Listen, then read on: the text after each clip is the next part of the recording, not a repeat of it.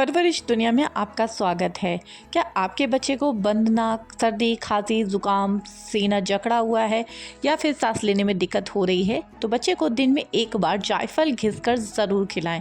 अगर आपका बेबी 1 साल से छोटा है तो आप उसको शहद या दूध में मिलाकर दे सकते हैं, और अगर आपका बेबी 1 साल से बड़ा है तो आप उसको पानी के साथ भी दे सकते हैं। इसकी तासीर गर्म होती है, इससे बच्चे को काफ़ी ज़्यादा रिलैक्स फील होता है, इससे कफ जो है वो निकल जाता है और बच्चों को खांसी और बंद नाक में काफ़ी ज़्यादा आराम मिलती है। इसको हल्की सर्दी में भी आप दे सकते हैं और जब ज़्यादा सर्दी हो बच्चे को तब भी आप दे सकते हैं। ऐसी ही वीडियोज़ के लिए मुझे फॉलो कर लीजिए।